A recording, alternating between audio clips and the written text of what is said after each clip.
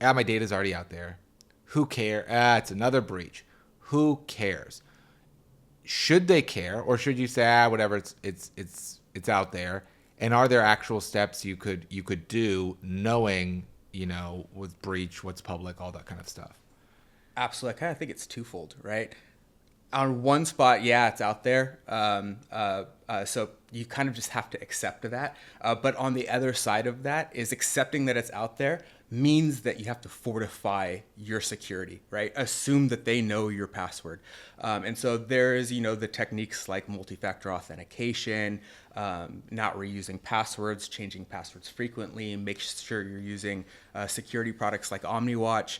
But then on top of that, as these threats are growing, there's additional considerations that you need to put in, right?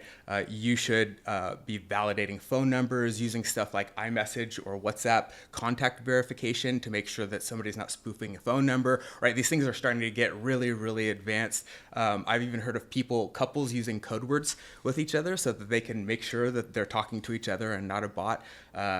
So those are the kind of things that are evolving really, really quickly that we need to start making practices in our daily lives. Yeah, and it's, we talked about sort of voice, but like you said, with text and couples, you in theory could feed an AI, tons of pages of text messages or emails and learn how somebody talks, and especially via text, and it just wouldn't even raise a red flag, and people aren't in the habit of being like, oh, if a code word or encrypted messaging or anything like that. Exactly. It only takes about 10 seconds of audio of somebody's voice to be able to clone their voice and cadence, which is pretty scary. So that's where, you can't trust your ears, you can't trust the voice, and now you have to implement something like a code word in order to regain that trust through the audio system. Look, here's the thing. The reason cybersecurity and these threats are so much larger this year is because of AI. They have better tools.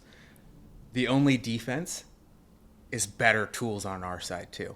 So, if you're having good password hygiene, means you're not reusing passwords. Nobody in their right mind is going to remember 1,000 passwords. Get a good password manager. You're not going to be able to keep track of all of your stuff. You need something proactive. Go online, find a good service that's going to monitor your identity, like Omniwatch. Um, Go proactively lock your credit if you're not going to do anything this year. You're not buying a house, lock your credit. There's no reason to leave that open. These are the things that I think we need to change to is using tools against the tools, and they are out there today. We don't have to wait. They're ready to help us today, and I think that's the big thing that we got to gear into. One of the biggest misconceptions I see online is people be concerned, maybe their social security numbers leak, something like that, and people tell them, hey, all you need to do is go lock or freeze your credit. You 100% should do that. As we talked about today, there are 1,000 other ways to use your stolen identity in really nefarious ways that just freezing and locking your credit will not do. It's why it's really important that you have some way of knowing, hey, what's my breach exposure, to even know what kind of data is out there about me, so we can be proactive and make sure that service isn't telling you what to do about that. Great, your passport's out there. Well, unless I tell you what someone can do with that and what steps you should take, well, that's not as useful. But you should know what data is out there about you, both publicly, that you'll really never be able to get rid of, but you can really incorporate that into your security hygiene. What data has been in the breach, and most importantly, do you have some kind of insurance? You have insurance for cars, you have insurance for medical stuff. Scams is becoming such a huge thing. You need to make sure you have insurance, especially when banks may hold you liable. Is that, do you have insurance that'll protect you from some of these things if you do fall for it? And do you have someone you can call, a service? When my uncle got his healthcare spending account hacked, he was on the phone for days trying to unwind that. A thing to look for in a service is, do they have some kind of resolution agents that you can basically turn it over to and say, I don't want to worry about this. Please do it for me. They have insurance. Or just like when you get a car wreck, you can just call and say, that insurance company can handle it for me. And so when you look at what tools you need a password manager. You need to make sure you've locked and froze your credit, but you need some way to see what your data exposure is, and insurance and restoration, because that is going to sort of be the elite special forces on your side when something happens that can go fight back on your behalf.